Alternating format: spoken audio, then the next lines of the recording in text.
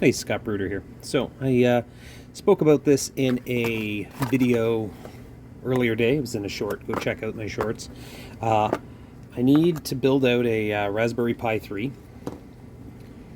but I know that Raspberry Pi 3s and 4s and all of these other models don't have a real-time clock in them. So that's going to cause the time to drift, a couple seconds every minute. Sometimes it's even a little bit more chaotic than that. You can set up the software on Raspberry Pis, whether it be Raspbian or Diet Pi, to use a daemon to pull NTP data like very often.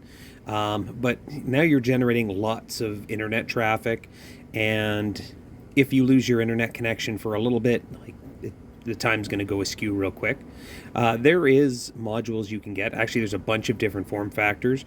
One that I've used in the past with some success, and let me see if I can zoom in on this so you guys can see it, has been the DS3231 time chip.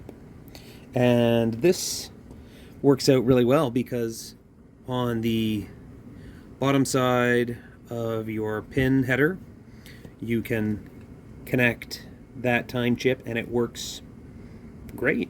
A couple of modifications in your config and you have a very reliable clock source. And then you can start, using NTP once every hour or once every day, depending on how accurate you need it to go. And definitely keep an eye on it and see how much it drifts. So that's a great solution. Now, what I need is, I don't want to be plugging in a power adapter and network and USB and all the functions that I need to get it to work. So I went and I picked myself up a WaveShare PoE hat. So what this does is this pulls power off of the Ethernet cable through these 4 pins here, and then converts it, and of course on this one powers the board using those first 6 pins. And it goes on top and it slides right in place. Let's do that right now. Line it up, it pushes down and gives you this nice flush kind of environment. Now, the problem with this is it blocks some of those pins. So now I can't put that on top.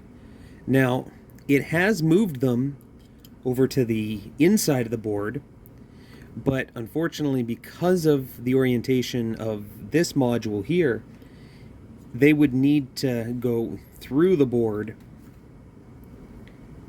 in order to work. Now, my thoughts are, what do I modify? Do I take this pin receiver off here, flip it around to the other side, and then with that it will allow me to insert the board this orientation? That's actually not a bad idea, with the exception of I need to get my ground off of this 5th pin as per the specs on this bad boy. So I could do that, but then I'd need to take the ground from the 5th pin here, swing it all the way around to get the ground from the top pin here. Not bad. I can deal with that. I've got some, jumpers that I use. So technically I could go from the ground pin up here at the top, swing it around, and feed it in on the bottom. It's not a terrible idea. The other option I thought was maybe I trim off these 3 pins here, or these 3 receivers here, 1, 2, 3, leave the last 2. That'll allow it to sit on the board properly. And then what I can do is I can take these 3 points here, 1, 2, 3, and just use a little bit of enameled wire or anything you'd like, and hardwire 1, 2, 3. And then that would use these last 2 points for contact, and then hardwire these 3, and it would give me a solution that would look relatively similar to what's kind of going on there. So what I'm going to do as my first test is I think I'm going to take this receiver, or the other half of the pin header, pin receiver, let's call it a pin receiver. Someone else knows what it's called. They can go ahead and put it in the comments. But the first thing I'm going to do is I'm going to remove this pin receiver, and we'll play around with some orientation and see if we can't I don't know, see if it fits a little bit better. So my two options I'm thinking are, and of course everyone's going to say, just buy a different real-time clock, a real-time clock that, you know, fits better. Unfortunately I have a few of these, and you know, they're cheap, but I'd rather fix it now than have to worry about waiting for more to come in. So that's where we're at there. Now let's see if I've got a soldering iron in play that I can pull that off.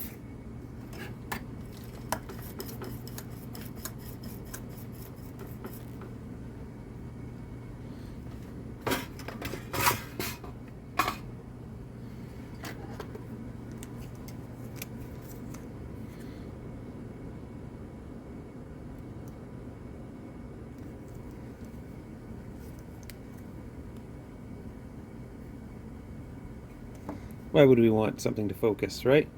There we go. Lock that in there. And I got a little grippy grabby thing that we can use to grippy grabby that.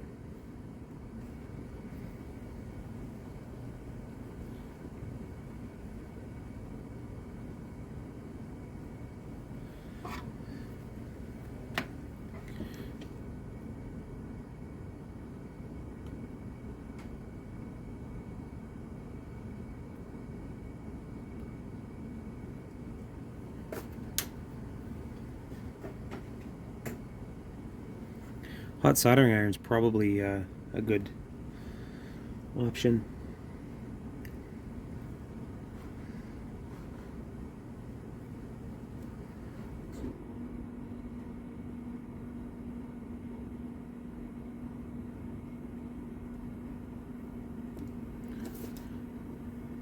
Let that to get up to temp. There we go.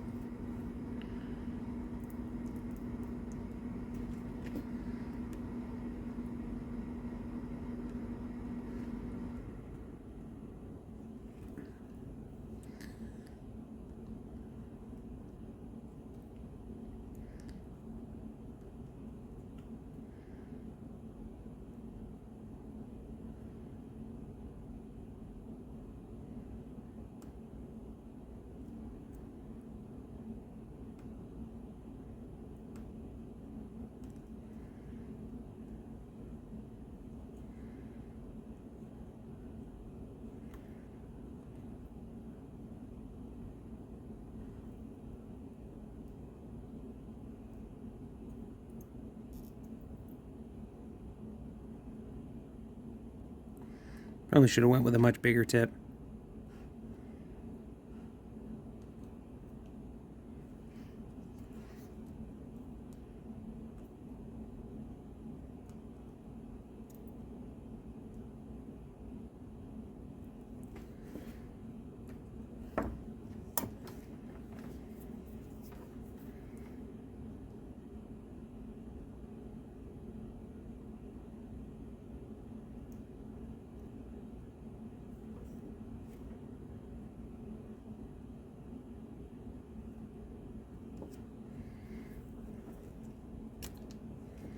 And there we go. I pulled them all off. I don't think that's what I wanted to do.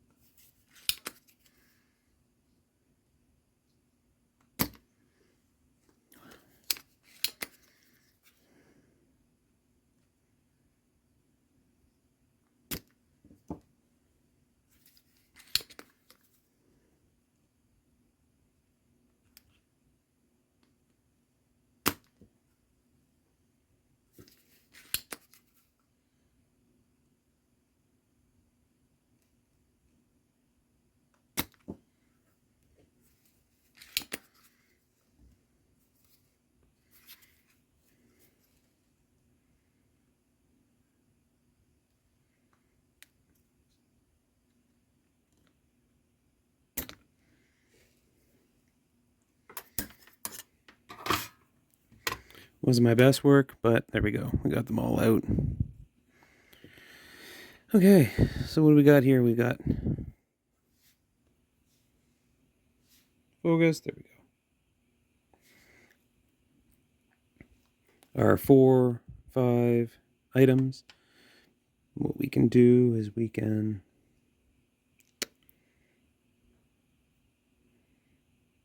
put our pin header on that way.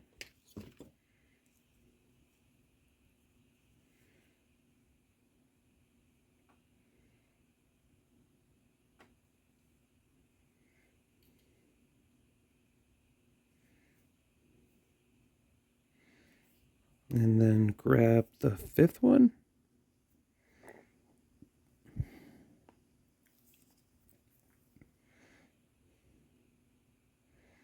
There we go.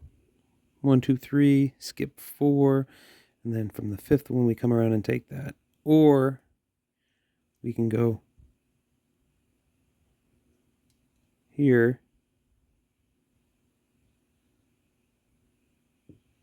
and we can connect 1, 2, 3 to plus D and C to plus D and C. We can leave the NC one open, and then we can take our ground and put it there. I think that's what we're going to do. You know what? Why not? Put those aside for right now. Take that. I should grab a little chunk of wood.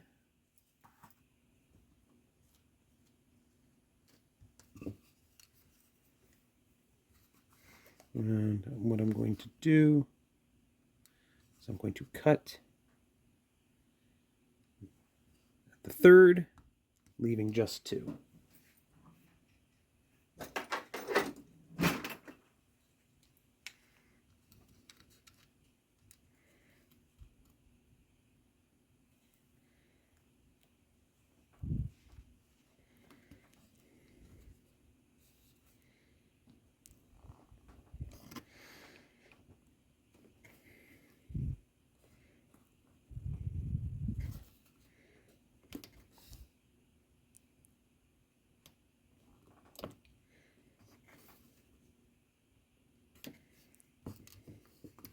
It's scarred. I'm going to see if I can snap it.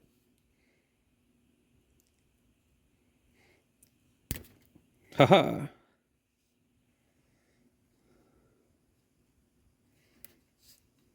There we go. So I've got my 2. And we'll just trim that up a bit by shaving it.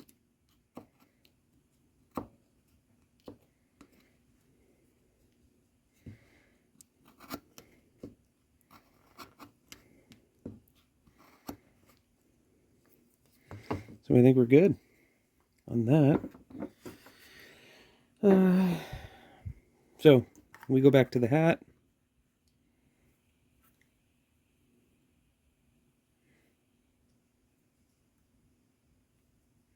Oh, I still need to trim it down a little bit more. It's got a little bit to it. Okay, so let's go back here.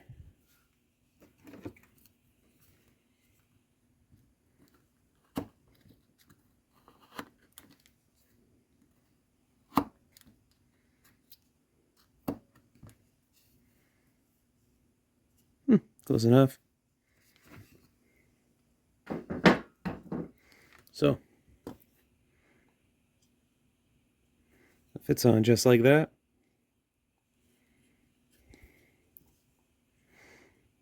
I'm going to put 2 of those forks back inside. 1.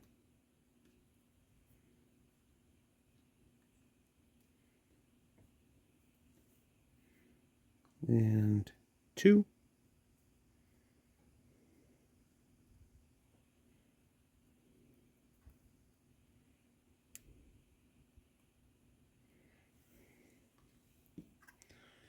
If I go to my board here, there should be the NC and the negative.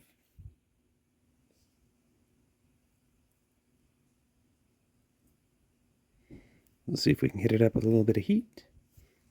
Put it back into place.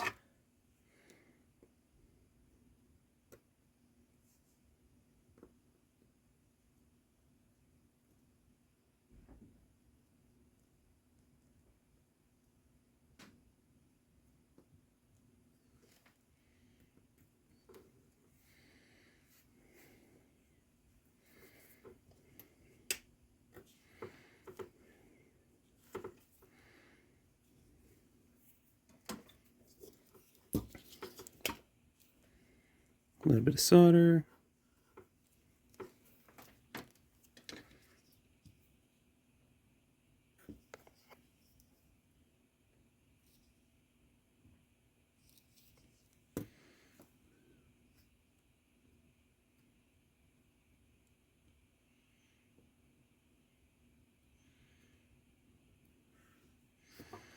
So there we go, 1 and 2.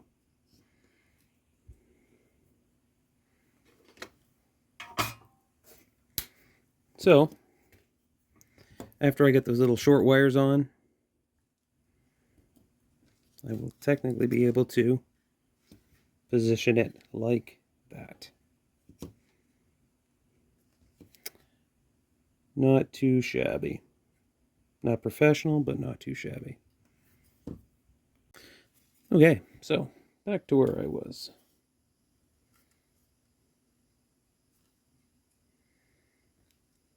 Take that off. Find some wire I can use as a... This will work.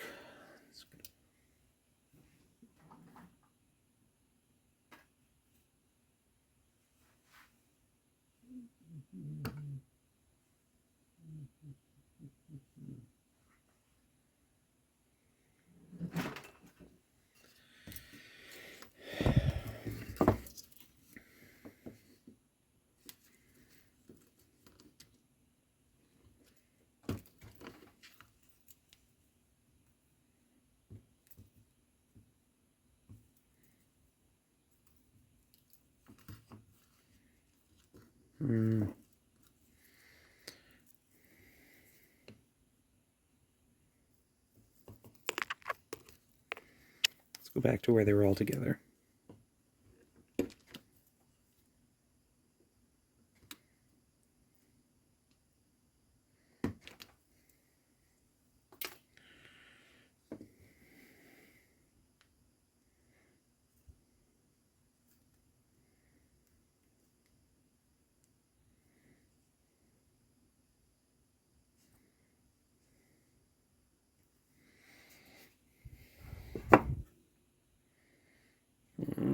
I don't know if I like that.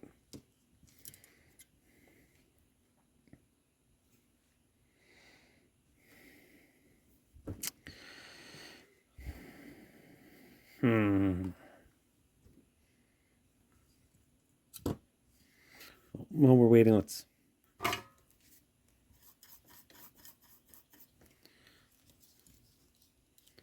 toss a little bit more solder on those 3 points that I want to use.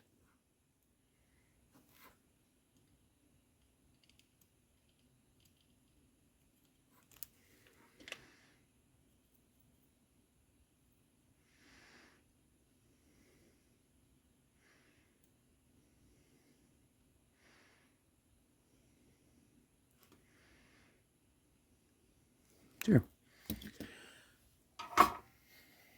You know what? I have some micro enameled wire. Just do that.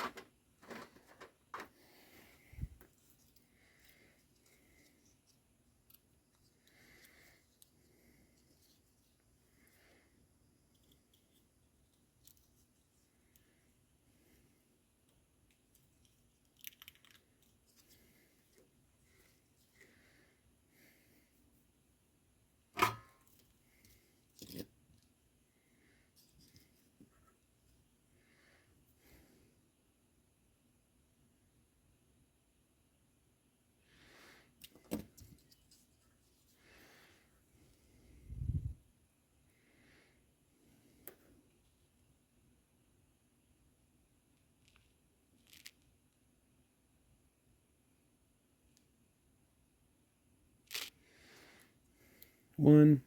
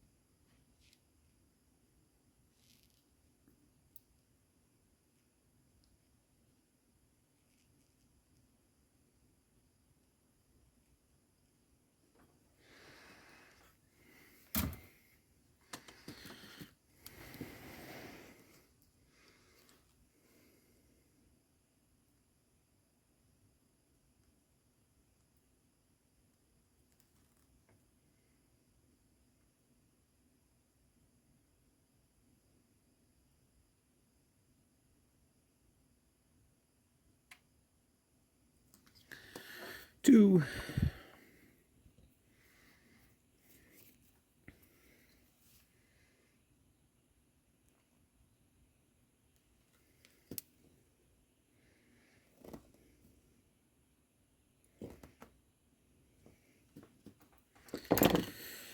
And we'll do the third one.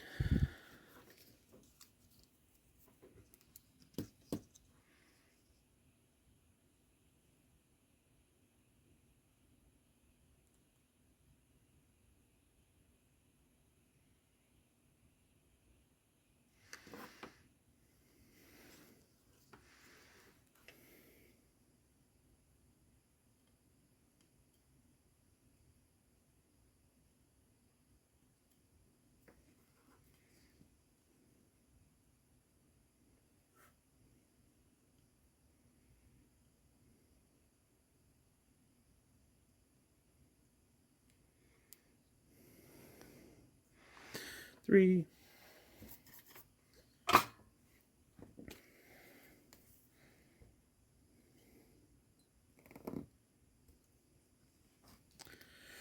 Okay, so we've got that. Then we've got our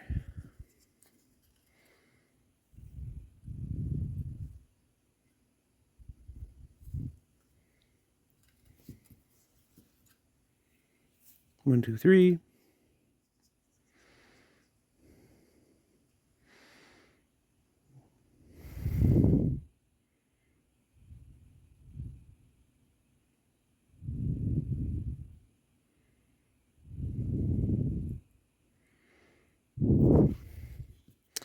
I thought it would have just slid into place.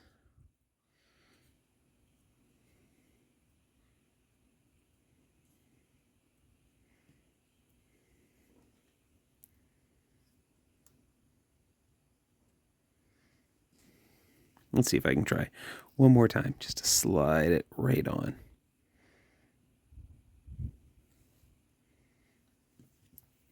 Turn this up a bit.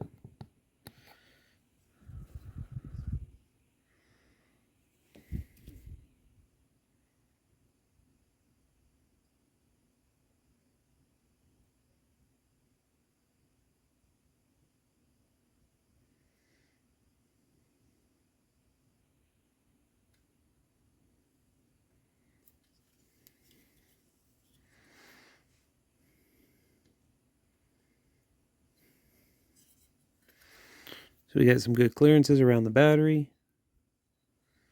A little floppy. Oh, sorry. A little floppy. I may have to support it. It shouldn't bend too much more. But then I've got 1, 2, 3.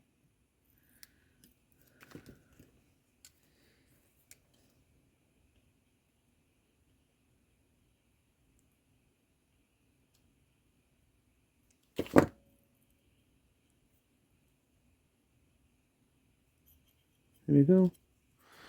Pull all three of them through.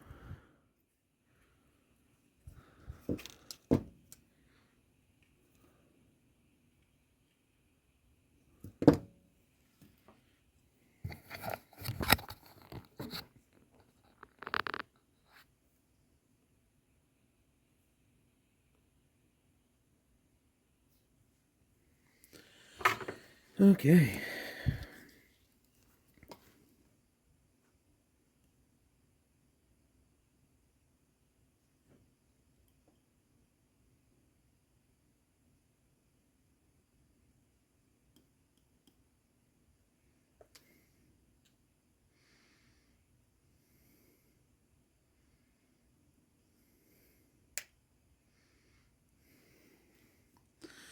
Looks good.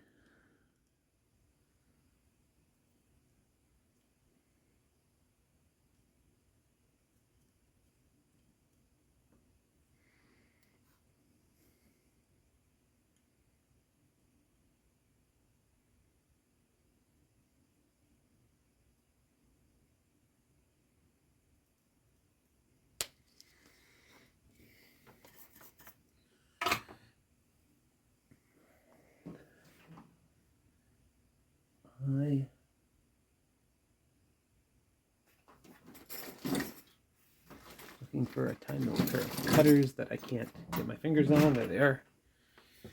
So we should be able to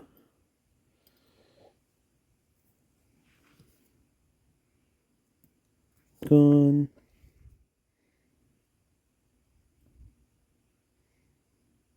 Gone. Gone.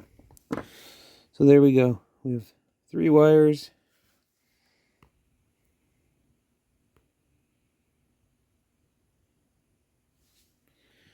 That last one I could have probably gotten shorter. That kind of annoys me. Let's see if I can put a pair of tweezers on it and put it back into place.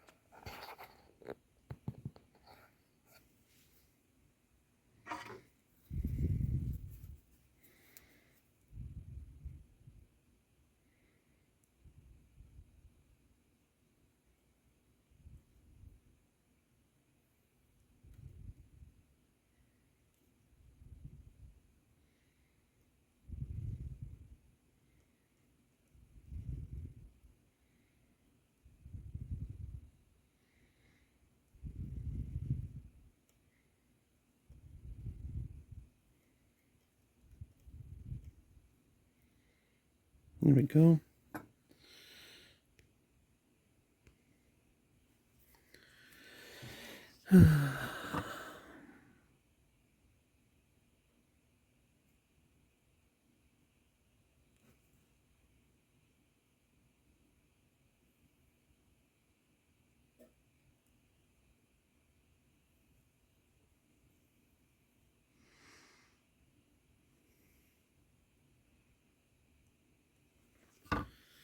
Okay. So I was able to extend that wire through the hole, clean up the slack down there. What my intention is going to be is to fill this void here with a little bit of hot melt, something to kind of stabilize it. Now, the big question is, did I get this hot enough to melt off the enamel on that wire? So let's bust out the multimeter, continuity mode. You guys see if you hear the buzz buzz. Buzz buzz. Okay, so I'm going to touch the pad, and then I touch the Yep. And touch the second pad. Yep. And touch the third pad. There we go. So we've got all of that in play. I probably should have heated up my hot melt while I was waiting. I did not. You know what? I think what we're going to do is we're going to break from the action here, and I am going to see if this unit boots. So let's zoom back out. And before we do that, let's put it in a case. This case works. Nice clear plastic case came with it.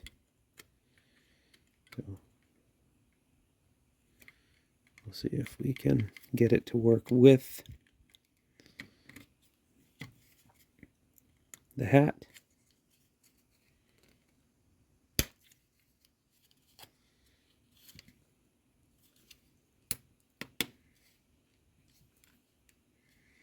So that clips on. The PoE hat engages. The real-time clock looks like it's working. I take my little, what's left of my pin thing, and just stick in the rest of the forks. I'm not going to click them in, I'm just going to stick them in.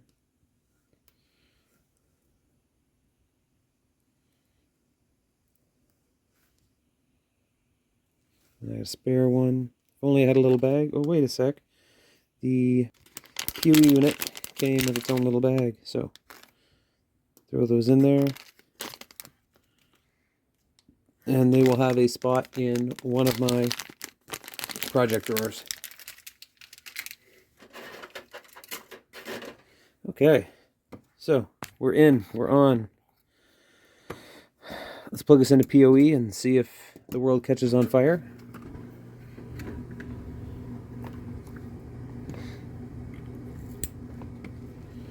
Oh, I got lights on the board, lights on the power supply, and let's see if I've got voltage on the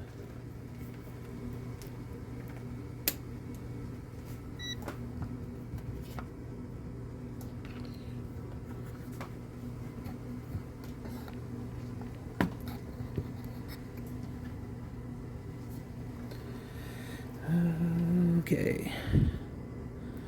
First one's power, second one's... First one's 3-volt power. The last one should be ground, so I should see 3 volts.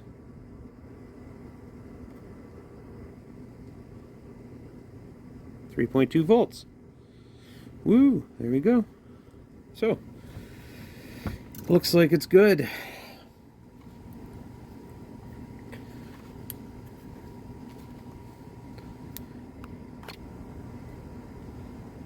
I'm going to ask everyone to comment on the mess I've made. Tell me how you would have done it differently. And I will be mad that it's not focusing, but I will post some comments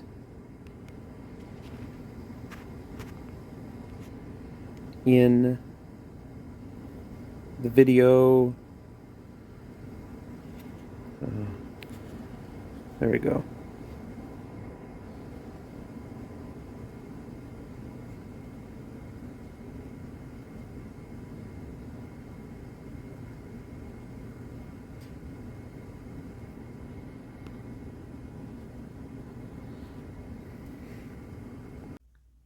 Pardon me for the hard transition there. So I ended up completing the job and putting a bunch of hot melt underneath the real-time clock. And this has gone out of focus. No, ha ha ha ha ha. has supported it. The wires are good. It's yielded proper results.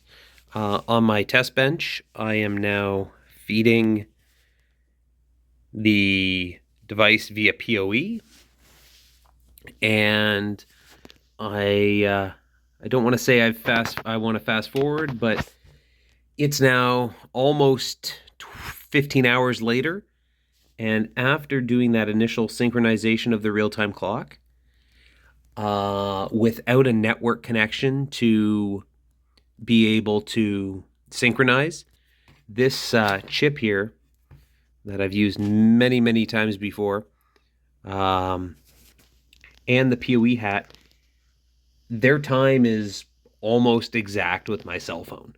Like, I mean, hundreds of thousands of the second, like second to second, they are the same. So I'm going to continue running this just off PoE power. This switch here is not connected to anything. It literally just provides it power. This USB connection here is just for a keyboard and mouse. HDMI is so I can see it on the screen. But this solution here seems pretty stable. I think my only concern is going to be the battery on the real-time clock. Now, I don't intend to unplug this device once it goes into production. It'll keep running, so that battery shouldn't be needed. But before it gets there, I'm going to take this unit, I'm going to put it in a drawer for a week, unplugged, and see how well that time chip has maintained the time. I consider this a successful solution. Comment and like and share. And I know I've said it before in all the other segments. Connect with me, scottb.ca, and let me know if you have technical problems or technical solutions. I support Southwestern Ontario in its entirety, and I'm all about giving businesses and home users the leg up they need when it comes to getting the most for your money. Thank you. Have a great day.